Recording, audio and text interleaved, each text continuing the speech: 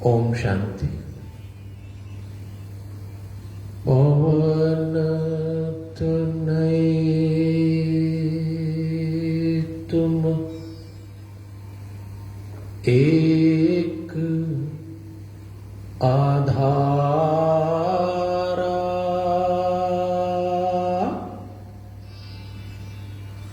कथा कहो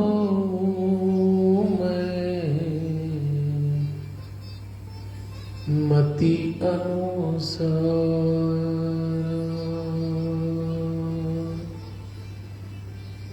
वक्रतुंड महाकाय सूर्यकोटि समप्रभ निर्विघ्नं कुरु मे देव। शुभ कार्येषु शुभ सर्वदा। गुरुर्ब्रह्मा गुरुर्विष्णु गुरुर्देव महेश्वर,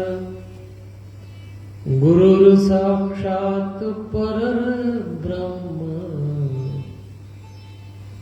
तस्मै श्री गुरुवे नमः।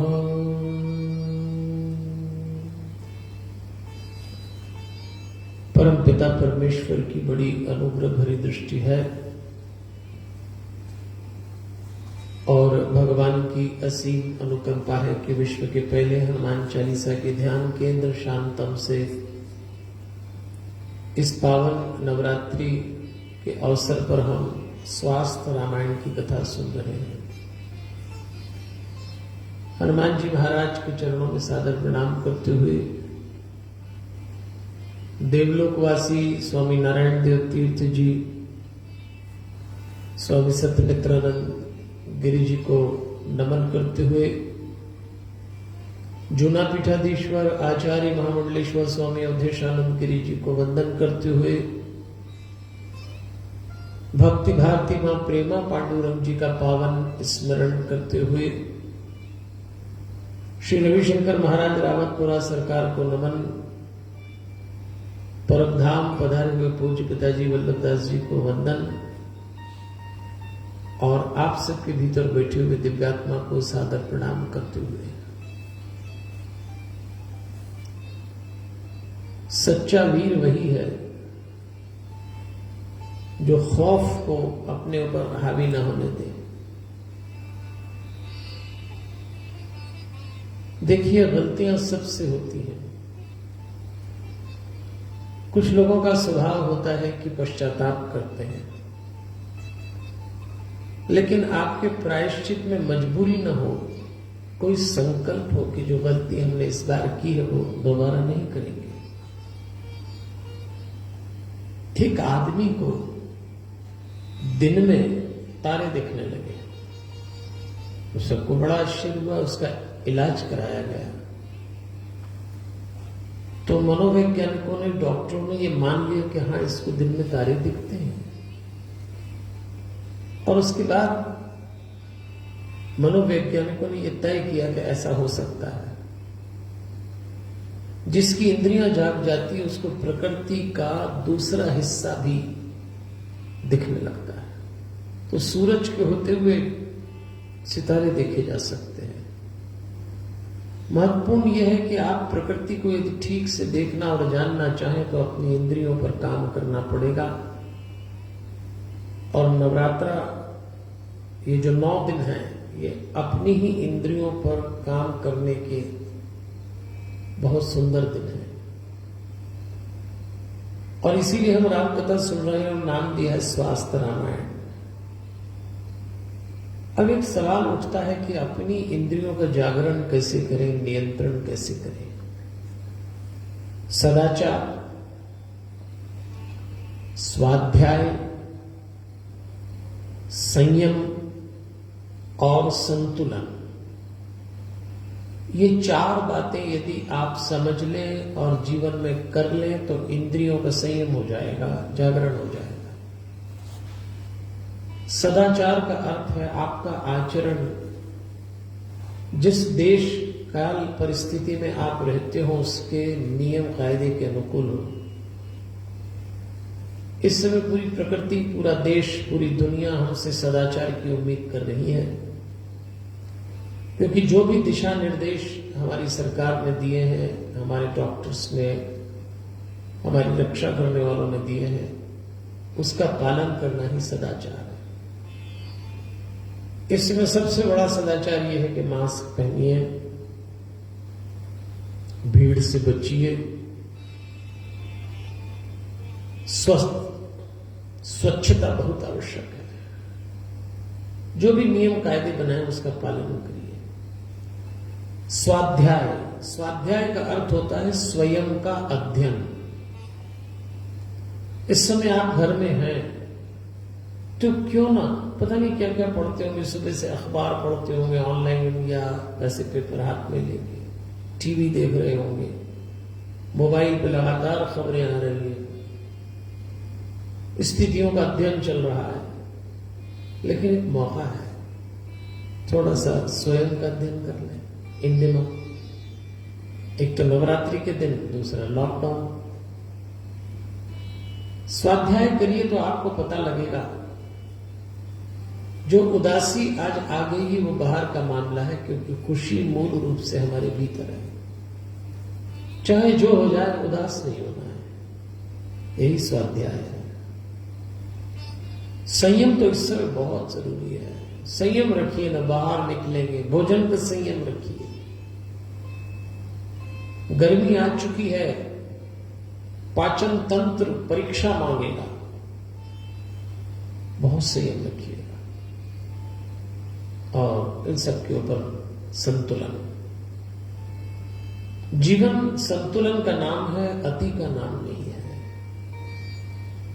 हर बात का संतुलन बनाइए, सोने का, उठने का, खाने का, घूमने का, मिलने जुलने का। क्योंकि आज का विषय है इमोशनल हेल्थ, इमोशनल वेलनेस। स्वास्थ्य रामायण नाम ही इसीलिए दिया कि हम राम कथा के उन प्रसंगों को स्पर्श कर रहे हैं जो इस समय हमारे जीवन के स्वास्थ्य के लिए प्रेरणादायक है। 7 कांड हैं और हमने 7 सूत्र निकाले हैं स्वास्थ्य के। बाल कांड में पहले दिन हमने फिजिकल वेलनेस, अयोध्या कांड में हमने देखा था फैमिली वेलनेस, अरण्य कांड में सोशल वेलनेस या सोशल हेल्थ, और आज हमारा प्रवेश हो रहा है किष्किंधा कांड में। और किष्किंधा कांड का आज हमारा विषय है इमोशनल वेलनेस। और आपको याद हो कि हमने शीर्षक दिया है, होई है सोई जो राम रची राखा। स्वास्थ्य रामायण का यह शीर्षक है। तो आइए थोड़ा सा पहले समझ लें इमोशनल वेलनेस क्या है। मैं आपको एक शब्द दे रहा हूं, प्रेम। बहुत ऊंचा शब्द है, लेकिन इस शब्द प्रेम को बीच में रखिएगा और पहले रखिएगा भावनाएं, संवेदनाएं। तो पहले आ गई संवेदनाएं, भावनाएं, फिर आया प्रेम, और प्रेम के तुरंत बाद करुणा और अपनापन। अब इस सीक्वेंस को थोड़ा दिमाग में बैठा लें, फिर समझते हैं। संवेदना बाहर का मामला है। बाहर कोई घटना घटती है, किसी को घायल देखा, बीमार देखा, मृत्यु हुई किसी की, और कोई पीड़ादायक दृश्य देखा तो संवेदना जाग जाती है, कंडोलेंस हो जाता है। लेकिन भावना, इमोशंस बिल्कुल भीतर का मामला है। जरूरी नहीं कि ये बाहर से प्रभावित हो, भीतर ही भीतर भावनाएं हिलोरे लेती है तो हम पता नहीं क्या क्या सोचते हैं। और भावना यदि नेगेटिव हो जाए तो इमोशनल हेल्थ पे उल्टा असर पड़ेगा। अब इसके बाद आता है प्रेम। यदि आपकी संवेदनाएं, यदि आपकी भावनाएं नियंत्रित हो जाएं, संतुलित हो जाएं, तो प्रेम जागेगा। लेकिन प्रेम की कक्षा बड़ी ऊंची है। अब तो बहुत सारे लोगों को समझ में नहीं आता कि प्रेम होता क्या है। कब इसको वासना का आवरण उड़ा दिया गया पता ही नहीं लगा। बहुत सारे लोगों के लिए तो वासना ही प्रेम है। लेकिन प्रेम यदि आप न कर सकें, प्रेम समझ न सके, तो बात के दो शब्द मैंने आपको दिए हैं। एक है करुणा, ये प्रेम के निकट का शब्द है। आप करुणामयी हो जाएंगे। आप प्रेम नहीं कर सकते हो तो कोई बात नहीं, लेकिन आप करुणा तो कर सकते हैं, दया तो दिखा सकते हैं, दान दे सकते हैं। आप समर्थ हैं तो दूसरों की सेवा कर सकते हैं, क्योंकि बिना करुणा के सेवा नहीं हो सकती। अब चलिए आप कहेंगे कि नहीं, हमको तो करुणा की कक्षा में भी नहीं पहुंच सकते, ऐसी ऊंचाई भी उपलब्ध नहीं कर सकते, तो एक शब्द देता हूं, अपनापन। ये तो बहुत सरल और आसान भी। हम सामान्य लोग अपने भीतर अपनापन पैदा कर ले, और ये अपनापन, करुणा, प्रेम, भावना, संवेदना यदि ये ठीक से जीवन में उतर आए तो इसको कहेंगे इमोशनल वेल्थ, जो आज हमारे किष्किंधा कांड का विषय है। और ये मंत्र तो भूलना ही मत, होई है सोई जो राम रची राखा। किष्किंधा कांड का एक प्रमुख पात्र है और प्रमुख घटना है, बाली सुग्रीव को मारने की सोच रहा, लेकिन सुग्रीव बच गया, बाली मर गया। होई है सोई जो। बाली उतना समर्थ व्यक्ति था जिसने रावण को अपनी बगल में दबा लिया हो, जिसने दुंदुभि का नाश किया हो, वो बाली मारा गया। यही तो लीला है। अब सुग्रीव को देखिए, भगवान ने राज दिला दिया, भगवान को वचन दिया कि मैं सीता जी की खोज कराऊंगा, और जैसे ही राजा बने भूल गए, होई है सोई। राम जी यहां बैठे बैठे सोचते रहे, मेरा काम किया नहीं। सीता जी की शोध में सारे वानर निकले, सब निकले थे। इसी किष्किंधा कांड में आएगा प्रसंग। एक तरह से प्रतिस्पर्धा थी, मैं ढूंढूंगा, मैं काम करूंगा राम जी का। जामवन, अंगद, द्वित, मयन, एक से एक वानर, लेकिन यश किसको मिला? हनुमान जी को। कोई है सोई जो राम रची राखा। एक बार तो ऐसा हुआ था, सारे वानर निराश हो गए, समुद्र तट पर बैठे थे, अब कोई उम्मीद ही नहीं है, और संपाति आ गया, जटायु का भाई, और उसने कहा मैं वानरों को खाऊंगा। और एक और मुसीबत, मुसीबत में मुसीबत। लेकिन उसी समय अंगद को सूझा, तो अंगद ने जटायु का नाम लिया, तो संपाति ने कहा अरे, और सारा दृश्य बदल गया। जो खाने आया था वो मदद करने लगा। होई है सोई जो राम रची राखा। इसलिए मैं प्रतिदिन आपको याद दिला रहा हूं, आज फिर निवेदन करूंगा कि जब इस समय जीवन का विपरीत चल रहा है, अप्रिय समाचार आ रहे होंगे, आपके साथ कुछ ऐसा हो रहा होगा जो अनिष्ट है, अच्छा नहीं है, आपने सोचा नहीं होगा वो हो रहा होगा, तो इस पंक्ति को मंत्र की तरह याद करिए, होई है सोई जो राम रची राखा। समस्या तो आती है, लेकिन भगवान हर समस्या के साथ समाधान भेज देता है। आज बहुत सारे दृश्य ऐसे आएंगे। किष्किंधा कांड का तो गठन ही समस्या और समाधान पर हुआ है। तो आपके जीवन में समस्या आए तो होई है सोई जो राम रची राखा। ये समय ऐसा है, फिर भी नहीं बिक पाए, इस बात का रोना है। मैंने देखा है कई लोग इस समय इतने समर्थ हैं पर गिड़गिड़ा रहे हैं, इतना पैसा ले लो, एक पलंग दे दो, इतना पैसा ले लो, एक सिलेंडर दे दो। मुझे एक डॉक्टर साहब बताते थे लंबे समय से डॉक्टरी कर रहे हैं, बोले मैंने अपने जीवन में इतने लाचार लोग नहीं देखे, और फिर भी हम सुविधा नहीं दे पा रहे, फिर भी नहीं बिक पाए, इस बात का रोना है। एक हाथ में चांदी है, एक हाथ में सोना है।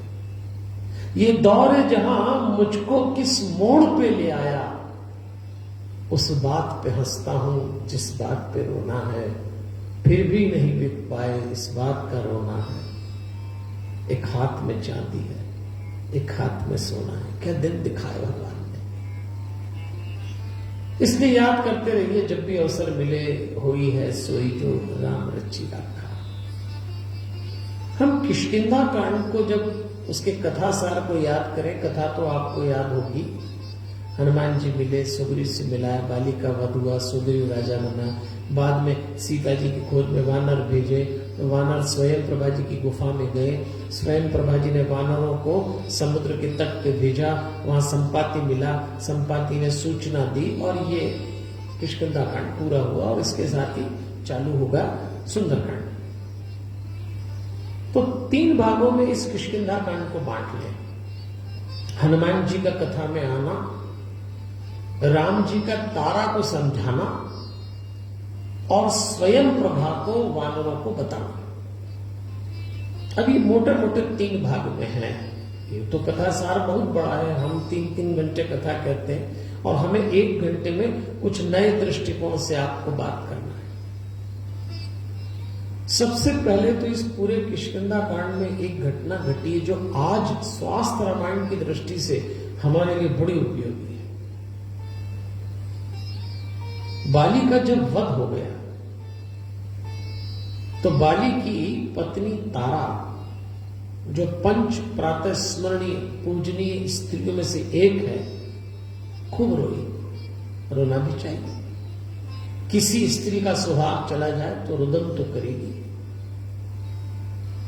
इस दौर में हम कई अपने प्रिय व्यक्तियों को खो रहे हैं, और जब कोई अपना प्रिय व्यक्ति संसार से जाता है, और वो भी खास तौर पे इस समय, तो मनुष्य का विवेक चला जाता है। खूब रोना धोना, भगवान को कोसना चलता है, ये क्या हुआ, ये क्या हुआ। तो आइए, किष्किंधा कांड में राम जी ने तारा को मृत्यु के ऊपर जो समझाया है, भगवान न करे आपके परिवार में, आपके जीवन में कोई प्रिय व्यक्ति चला जाए, पर यदि चला गया हो या भगवान कभी ऐसी लीला रचे और किसी को खोना पड़े, तो किष्किंधा कांड के इस प्रसंग को याद करिए। इसलिए मैं ये प्रसंग आपको सुनाना चाहता हूं। तारा रो रही, बाली का शव पड़ा हुआ, मारा था राम ने नाना विधि बिलाप कर तारा, छूटे केस न देह समार। तारा खूब रो रही है, नाना विधि बिलाप कर तारा, छूटे केस, उसके बाल बिखर गए, शरीर का भान नहीं रहा। अत्यधिक शोक आ जाए तो मनुष्य की मर्यादा चली जाती है, दहाड़े मार के रो रही है। राम जी देखते रहे। हालांकि राम जी को तारा को समझाने की कोई जरूरत नहीं थी, क्योंकि स्वयं मारा था बाली, लेकिन वो राम है। वो जानते थे तारा समझदार स्त्री है, इसके माध्यम से एक बहुत बड़ा संदेश मैं संसार में उन लोगों को दे दूंगा जो मृत्यु के प्रति अभी भी अज्ञानी है, नादान है। तो भगवान पास में गए। तारा विकल देखी रघुर आया, तुलसीदास जी ने लिखा है। तारा को विकल देखकर भगवान पास में गए, और भगवान ने पास में जाके दीन ज्ञान हरि लीनी माया, उसको ज्ञान दिया। वो जो माया आसपास रच गई थी वो हटा ली। अब कौन सी माया हटाई थी भगवान ने, क्या समझाया तारा? चलिए हम भी संक्षेप में सुनते हैं। क्षिति जल पावक गगन समीरा, भगवान समझा रहे हैं। क्षिति जल पावक गगन समीरा, पंच रचित अति अधम शरीरा। तारा, तुम अपने पति के जिस शरीर पे रो रही हो, वो शरीर नहीं रहा, वो शव हो गया है। इसके भीतर जो आत्मा थी वो स्थानांतरित हो चुकी है। इस अंतर को समझो कि शरीर के भीतर आत्मा रहती है और हम आत्मा है, शरीर नहीं है। ये सारा रोना और दुख इसीलिए कि हमने अपने आप को शरीर मान लिया है। और ये शरीर कैसे बना है? तारा सुनो, क्षितिजल पावक गगन समीरा, पंच तत्व से बना है ये शरीर। पृथ्वी, जल, अग्नि, वायु और आकाश, ये पंच तत्व से शरीर बना है। और जब इसमें से आत्मा निकल जाती है तो हर तत्व अपना हिस्सा ले लेता है। आत्मा गई, प्राण गए तो पृथ्वी अपना हिस्सा वसूल कर लेती है, जल अपना हिस्सा ले लेता है, अग्नि अपना हिस्सा, वायु अपना और आकाश अपना हिस्सा ले लेता है। फिर कुछ नहीं बचा। प्रिय से प्रिय व्यक्ति का शव भी आप एक दिन से अधिक क्या रखेंगे? जाना पड़ेगा, छोड़ना पड़ेगा। तब तारा को समझ में आई। श्री राम ने जो बात तारा को समझाई, अगर आप लोग कभी गीता पढ़े तो गीता के दूसरे अध्याय में भगवान ने एक श्लोक बोला है, नैनम छिन्दन्ति शस्त्राणि नैनम दहति पावक न चैनम क्लेदयन्त्यापनो शोषयति मारुतः। इस श्लोक का मैं अर्थ बताना चाहूंगा आपको। मनुष्य, भगवान कहते हैं, इस मनुष्य के शरीर पर ही प्रहार हो सकता है, आत्मा को न कोई शस्त्र काट सकता है। नैनम छिन्दन्ति शस्त्राणि नैनम दहति पावक, न अग्नि जला सकती है, न जल भिगो सकता है और न वायु सुखा सकती है। आत्मा को कुछ नहीं कर सकता। जो भी होगा शरीर पे होगा। आपके घर में कभी किसी की मृत्यु हो जाए, कह नहीं सकते भाई जो आया वो जाएगा। तो गीता का दूसरा अध्याय उठाना और उसमें 10वें क्रमांक के श्लोक से लेकर 30वें क्रमांक के श्लोक तक 21 श्लोक में भगवान ने, कृष्ण जी ने मृत्यु की बड़ी सुंदर व्याख्या की है, बहुत ही सुंदर। वो समझना चाहिए। हमारे पास समय की सीमा है तो बहुत अधिक बात नहीं करेंगे, लेकिन ये तय है कि जो भी आया है उसको जाना है। ये प्रसंग सुनाते सुनाते शिव जी ने पार्वती जी से कहा, उमा दारू जोशित की नाई सबहु नचावत राम गोसाई। सभी नचावत राम गोसाई। उमा कठपुतली की तरह भगवान सबको नचाते हैं। ये सब उसकी लीला है। उसी को मैं बार बार इन शब्दों में कह रहा हूं, होई है सोई जो राम रची राखा।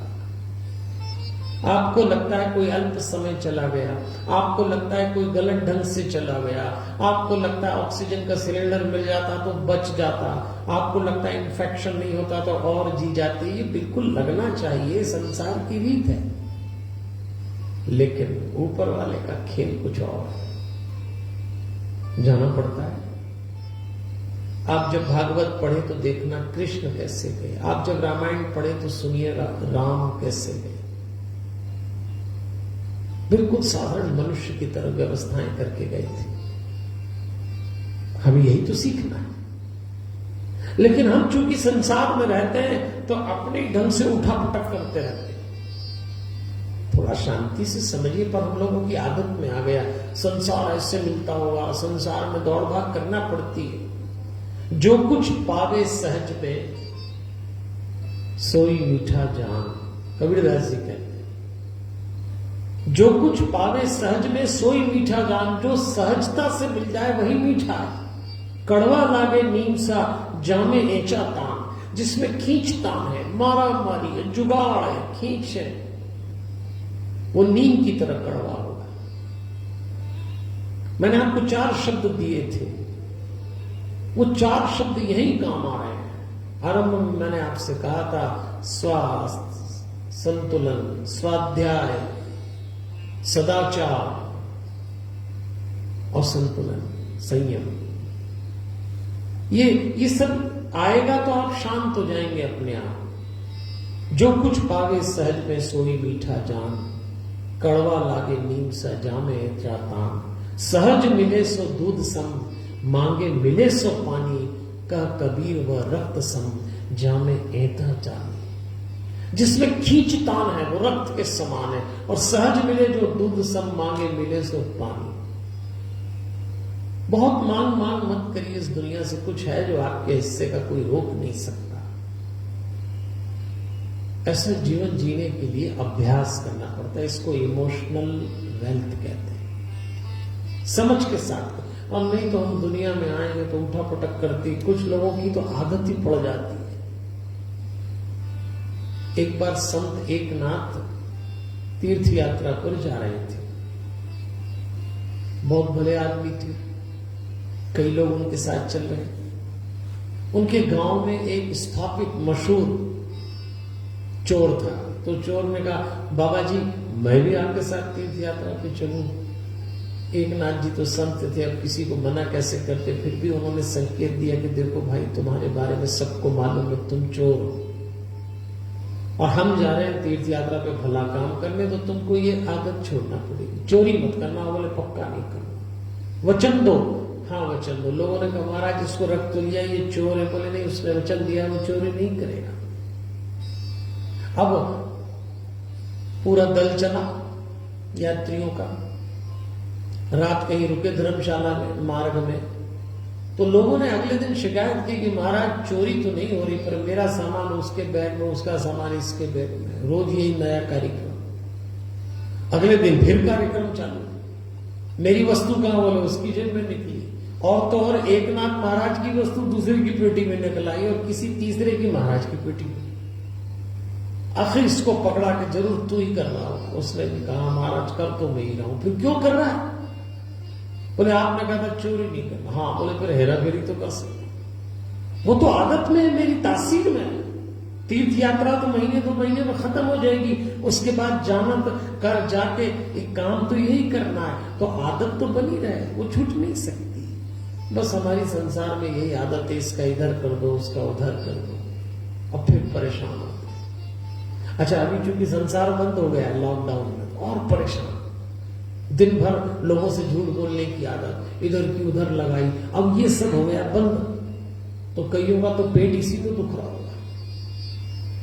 केवल 2 पैसा कमा नहीं पा रहे इसी का दुख नहीं है, बहुत सारी ऐसी गतिविधियां जो आपको नहीं करना चाहिए, आप संचालित कर रहे थे, वो रुक गई, तो आप दुखी हो गए। तो चलिए वापस उसी प्रसंग को याद करें कि राम जी ने यहां एक बात बोली कि जिसको शरीर मिला है उसको जाना है। हमारे विधान का मान करो। अब तो लोग शरीर के रिश्तों को भी कुछ नहीं पूछते, बस मेरा शरीर मेरा शरीर। इसीलिए इतना शरीर पर टिक गए कि जब मृत्यु होती तो मानने को तैयार नहीं है कि आत्मा की मृत्यु नहीं होती, मृत्यु शरीर की होती। हमारे पहचान का एक जोड़ा है, मांगीलाल चंचला नाम का। मुकदमा हुआ दोनों के बीच तलाक का, खूब झगड़ा होता था। तो जज साहब ने पूछा कि भाई तुम लोग तलाक क्यों लेना चाहते हो? तो मांगीलाल ने कहा ये बहुत ही संवेदन शून्य, भावना शून्य महिला है, इसको इमोशंस है ही नहीं, वाइफ मटेरियल ही नहीं है इसमें, मैं इसके साथ नहीं रह सकता। उससे पूछा चंचला से कि तुम्हें क्या दिक्कत है? बोली भी ऐसा ही है, एकदम निष्ठुर पत्थर का। तो जज साहब ने पूछा हुआ क्या भाई, कोई एक आध उदाहरण दो। तो मांगीलाल ने कहा मैं देता हूं 7 उदाहरण, ये सचमुच ऐसी है। तो चंचला ने कहा मेरी सुनिए। और उसने कहा कल तो हद हो गई, इसीलिए अदालत आना पड़ा। इतना गुस्सा आता है इसको, इतना गुस्सा आता है कि इसने हमारा ही बच्चा पालने में से उठाया और गुस्से में उस बच्चे को मेरे ऊपर फेंक के मारा। कोई ऐसा करता है? जज साहब ने कहा अरे भाई अपने बच्चे को फेंक के मारा? हाँ। तो क्या हुआ? बोले मर गया। मर गया? तो जज साहब ने पूछा चंचला मरा कैसे? बोले जैसे ही इसने बच्चा फेंक के मुझे मारा मैं नीचे डूब गई। अब बताइए आप, सोचिएगा जरा, कहां गई वो भावनाएं, कहां गई वो संवेदना? ये सब शरीर के रिश्ते हैं। इसलिए तारा को भगवान ने समझा के हमको भी समझाया कि ये समय है खास तौर पे 9 दिन का, जब आप शरीर से थोड़ा सा आगे जाएं, और आत्मा को स्पर्श करे।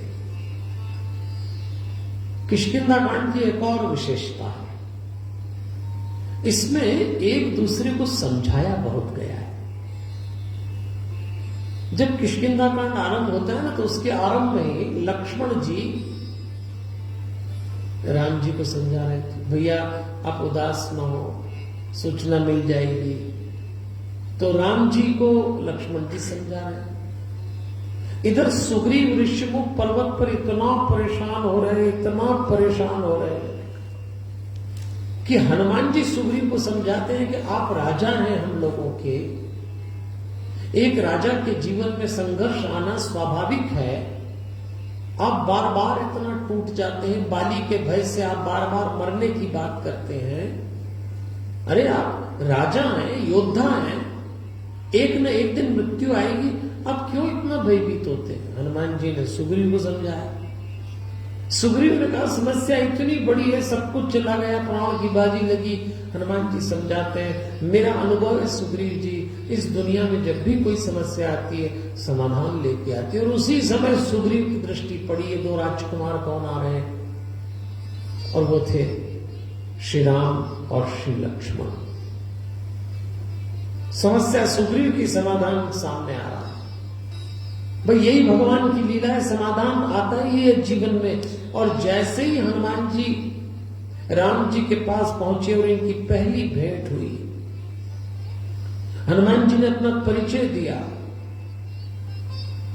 हनुमान जी की वाणी, हनुमान जी का आचरण, उनकी प्रस्तुति देखकर राम जी ने अपने छोटे भाई लक्ष्मण से कहा, लक्ष्मण ये व्यक्ति जिस किसी राजा का दूत है, मंत्री है, वो राजा बड़ा सौभाग्यशाली है, क्योंकि मैं देख रहा हूं ये अद्भुत रूप से विनीत है।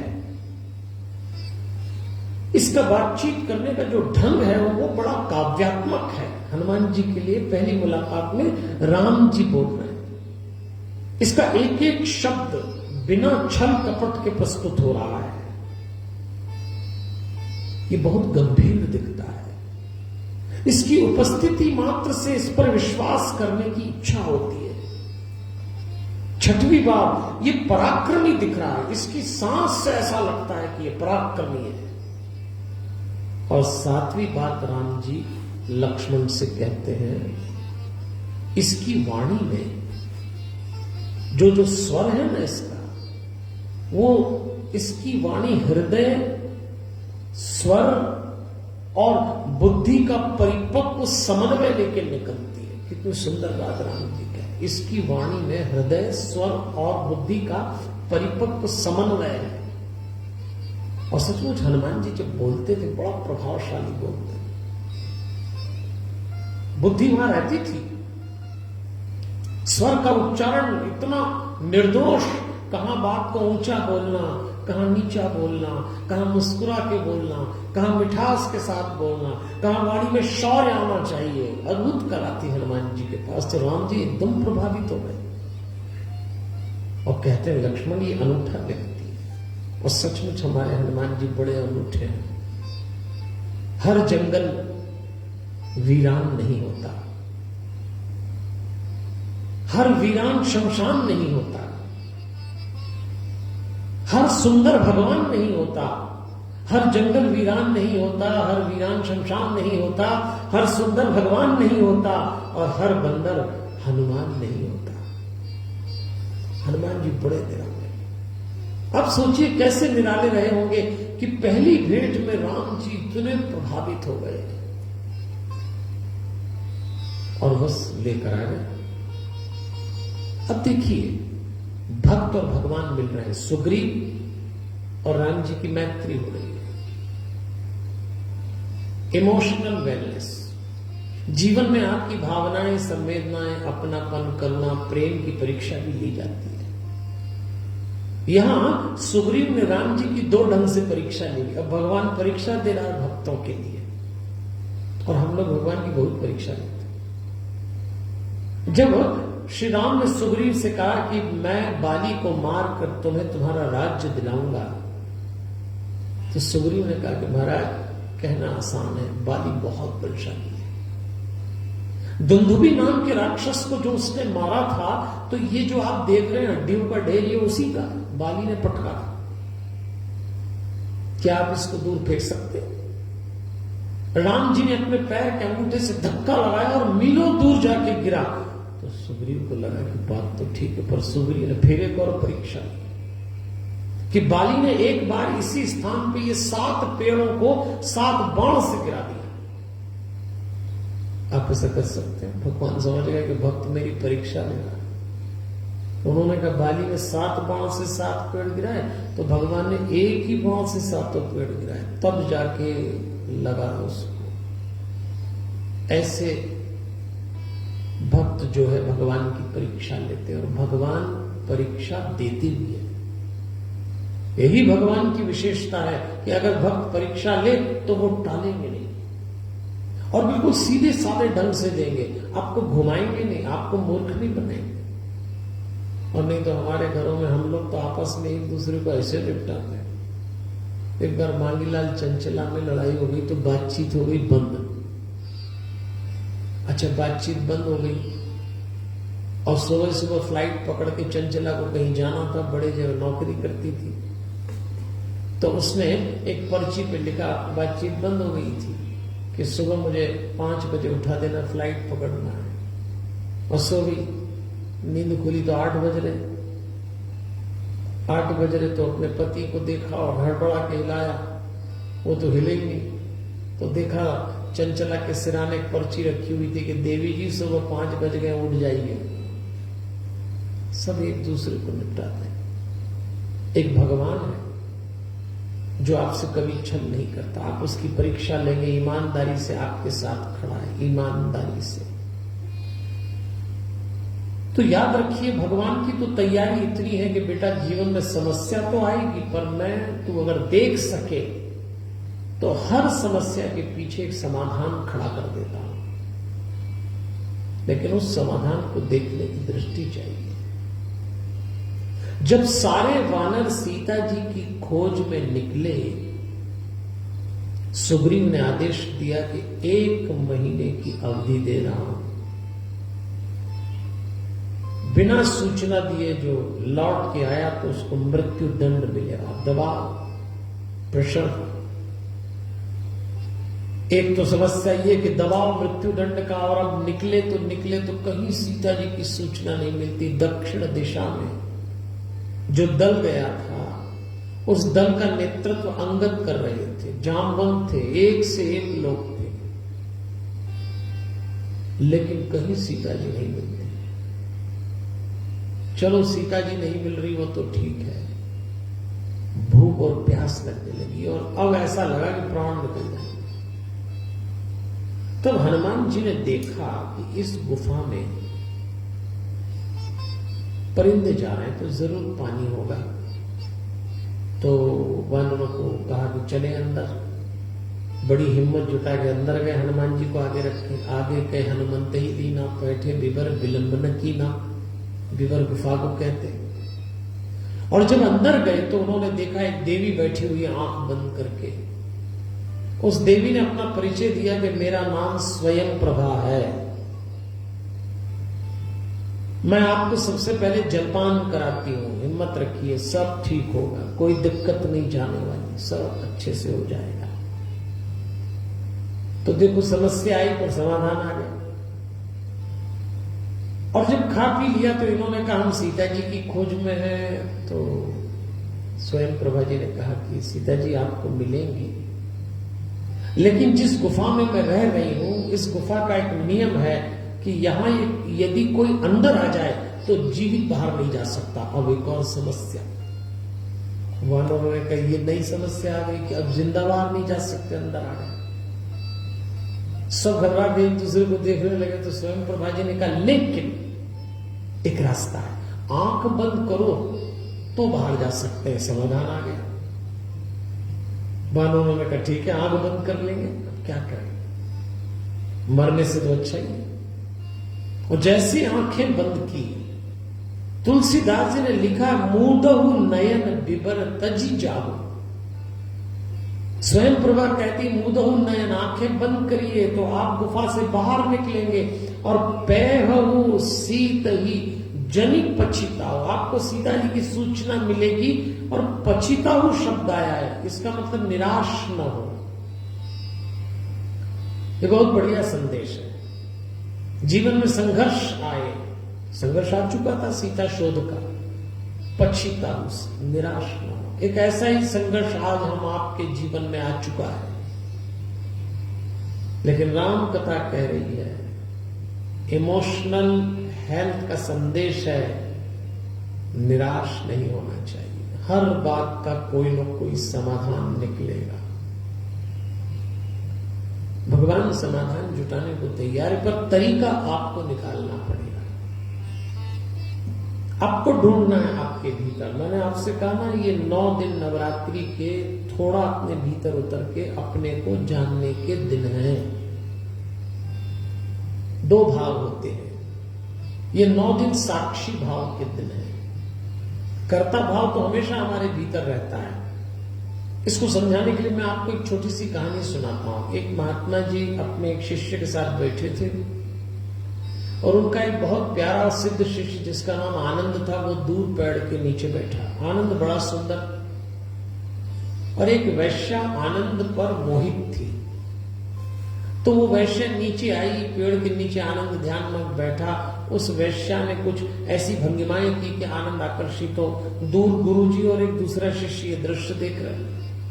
तो दूसरा शिष्य बेचैन और उसने कहा, गुरुजी ये देखो वैश्या आनंद को परेशान कर देगी और आनंद कहीं अपनी सिद्ध स्थिति से गिर न जाए, आप कुछ करिए। गुरुजी ने कोई जवाब नहीं दिया। जब भंगिमाओं से प्रभावित नहीं हुआ तो कुछ जंत्र मंत्र करने लग गई। कुछ ऐसे फूकती, कभी कुछ चूड़ियां बजाती, कभी कपड़े बजाती, कभी कुछ और करती, कभी पल्ला उसको टच करती, पर आनंद को कोई फर्क नहीं पड़ता। शिष्य बोला, गुरुजी कुछ करिए, वो भ्रष्ट हो जाएगा। थोड़े प्रयास के बाद उस वैश्या को लगा इसका कुछ नहीं हो सकता, तो वो चली गई। और जैसे ही वो गई तो आनंद भी उठा और आनंद भी चलने लगा। तो तुरंत गुरु खड़े हुए, अब आनंद की व्यवस्था करना पड़ेगी। तो उस दूसरे शिष्य ने अपने गुरुजी से कहा कि मैं आपको शुरू से कह रहा हूं, जब वो स्त्री उसको परेशान कर रही थी आपने तब तो कोई उपाय किया नहीं। अब वो स्त्री चली गई, आनंद उठ के चला, तो अब आप उपाय करने चले, मामला क्या है? तो गुरु ने कहा, देख, जब वो स्त्री, वो वैश्या आनंद को प्रभावित कर रही थी, तब आनंद साक्षी भाव में डूबा था, उसको कोई असर नहीं पड़ा। साक्षी भाव यानी स्वयं को देखना, घटनाओं को दूर हट के देखना। लेकिन मुझे भी लगा कि साक्षी भाव में है तो कोई नुकसान नहीं, लेकिन जैसी वो स्त्री चली गई तो जाते जाते स्मृति छोड़ गई। और अब आनंद खड़ा हो गया, क्योंकि अब वो स्त्री सामने थी। तब तक तो साक्षी भाव में उसको ध्यान भी नहीं था, पर वो जैसी गई अब इसके ध्यान में आ गई, तो ये कर्ता भाव में आ गया और ये चला जाएगा, पतन हो जाएगा। इस समय हमारे जीवन में कर्ता भाव और साक्षी भाव का अर्थ हमको समझना पड़ेगा। प्रतिदिन थोड़ा साक्षी भाव पैदा करिए। साक्षी भाव का अर्थ है अपने ही साथ हो रही घटनाओं को सामने खड़े होकर देखना। आप ही दृश्य हैं और आप ही दृष्टा हैं, आप ही दृश्य हैं, आप ही दर्शक हैं। इसको साक्षी भाव कहते हैं और ये बहुत जरूरी है। कर्ता भाव तो होना ही चाहिए। घर में कोई बीमार हो जाए, कोई कसर मत छोड़िए, कर्तव्य की व्यवस्थाएं करिए, लेकिन फिर भी अपने को ही करता हुआ देखिए, घटनाओं को घटते हुए देखिए। साक्षी भाव जितना परिपक्व होगा उतनी जल्दी आप शांत हो जाएंगे। इमोशनल हेल्थ इसी को कहते हैं। तो बस सारे बानर जाके बैठ गए। आंख खुली तो समुद्र तट पर बैठे हुए थे। सीता जी की सूचना तो तब भी नहीं मिल रही थी। तो अंगद ने कहा कि इससे तो अच्छा मरी जाएं, क्योंकि जब लौट के जाएंगे तो राजा सुग्रीव जो मेरे काका हैं मुझे तो जीवित नहीं छोड़ेंगे। यदि आज मैं जिंदा भी हूं तो भगवान राम के कारण, काका के कारण नहीं। दल का नेतृत्व कर रहे युवराज अंगद ही इतने निराश हो गए तो बाकी बानर तो और घबरा गए कि अब क्या होगा। तब हनुमान जी ने कहा, युवराज अंगद, मनुष्य की बुद्धि की 8 विशेषताएं होती हैं और मैंने देखा है कि वो सब आप में है। पहली विशेषता होती है दूसरों को सुनने की अभिलाषा। बुद्धि की विशेषता है, यदि कोई आपको कोई बात सुनाए तो ध्यान से सुनिए। पर कई बुद्धिमान दूसरों की सुनते ही नहीं, अरे कुछ बोलना, ऐसा ना करे। बुद्धि की विशेषता है कि ध्यान से सुनने की अभिलाषा। फिर दूसरी विशेषता, सुनने की क्षमता भी होना चाहिए। केवल इच्छा से काम नहीं, अभिलाषा से काम नहीं, क्षमता भी होना चाहिए। फिर तीसरी, समझने की योग्यता भी होना चाहिए कि जो बात कही गई है वो आपको समझ में आए। चौथी, तीव्र स्मरण शक्ति। बुद्धि की 8 विशेषताएं बताई हनुमान जी ने, और 5वीं वो कहते हैं पक्ष में तर्क रखने की क्षमता। अपने पक्ष में तर्क रखने, विपक्ष में तर्क रखने की क्षमता, ये 6वीं विशेषता। 7वीं, बात की स्थिति का मर्म जानने की दृष्टि। और 8वीं, सुबुद्धि हो जिसमें कोई गलत काम ना हो। हनुमान जी कहते हैं ये 8 बुद्धि की विशेषताएं अंगद जी आप में है, और उसके बावजूद भी आप ऐसी निराशा की बात कर रहे हैं।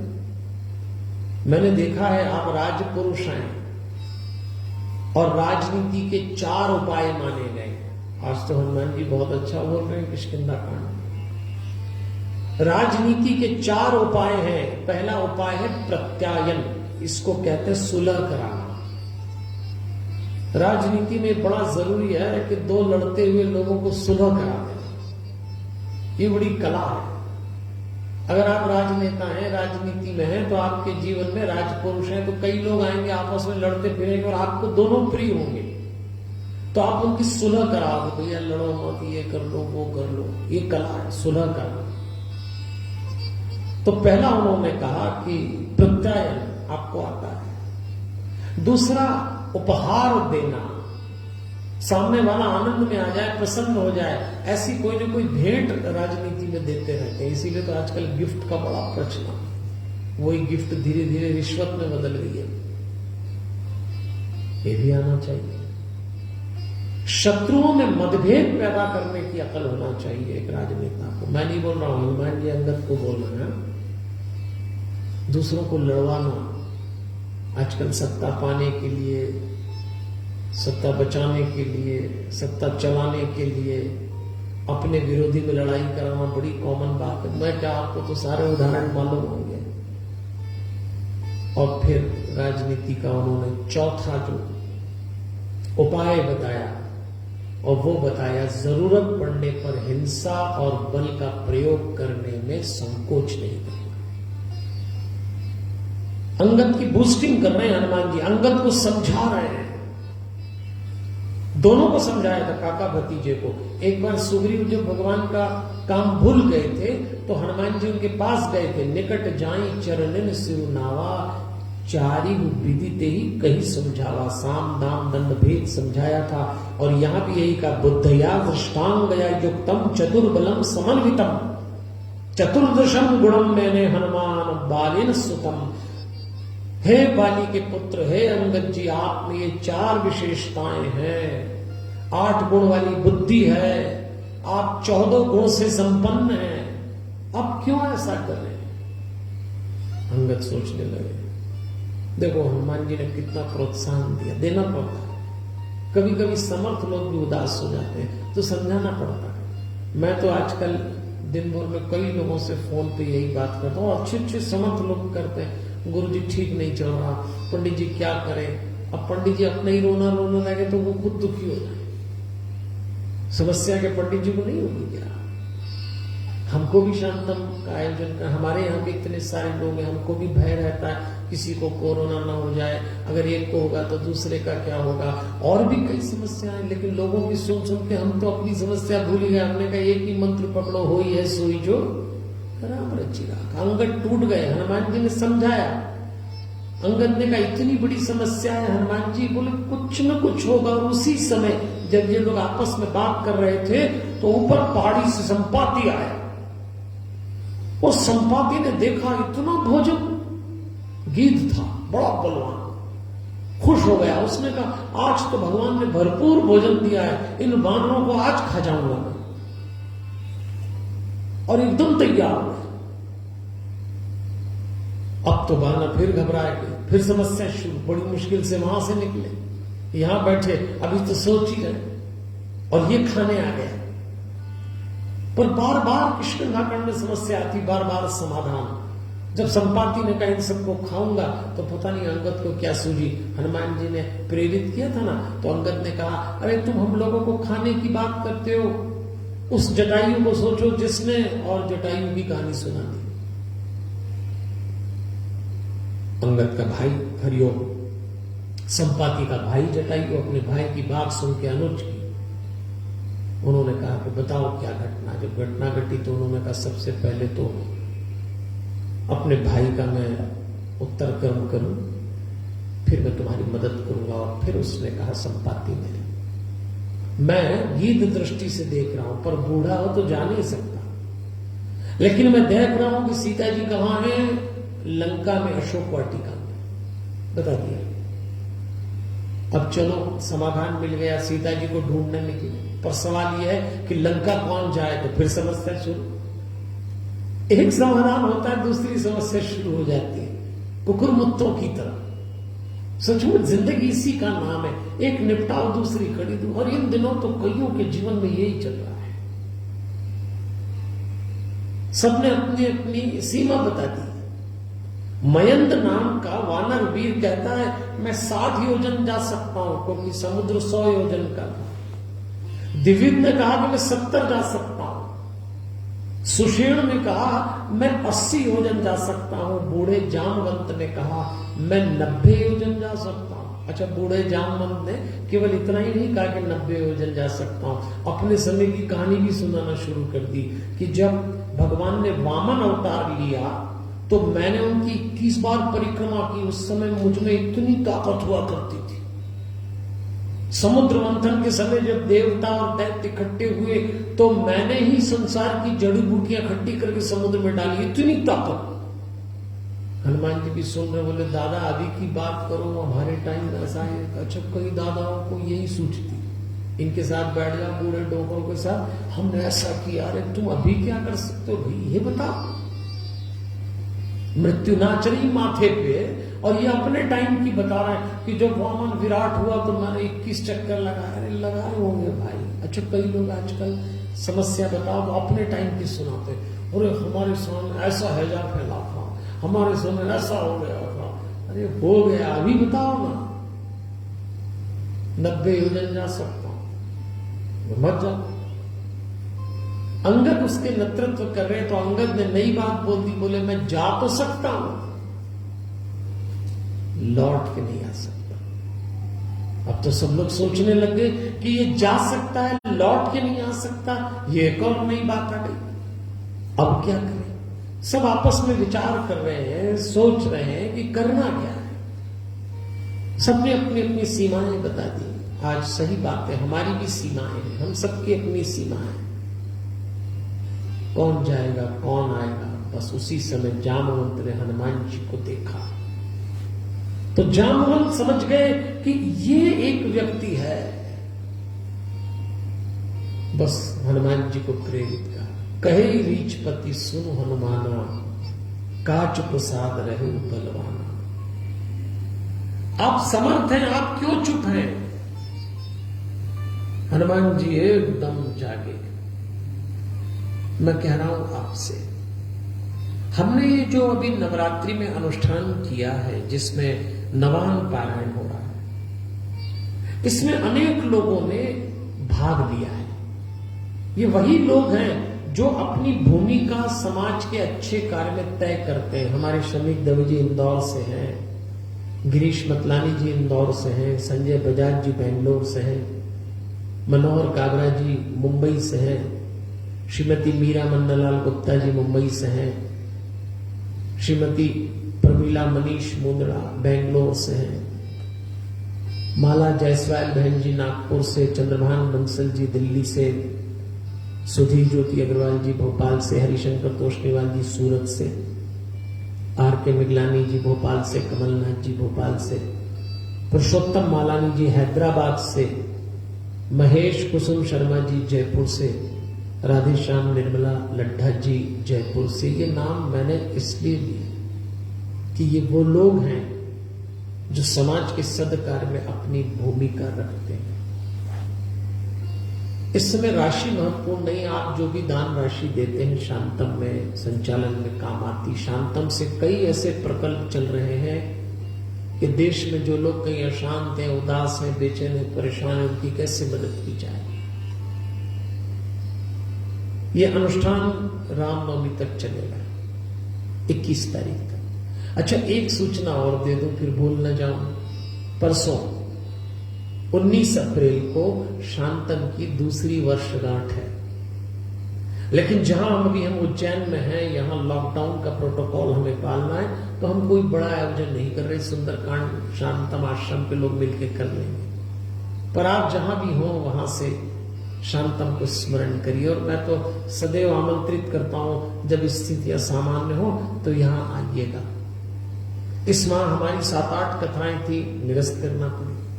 कोई बात नहीं, आगे आने वाले समय में स्थितियां बनेगी तो अपन कथाओं का आयोजन करेंगे। मुझे ऐसा लगता है लंबे समय तक अब हमें छोटी कथा करना चाहिए, नैनो कथाएं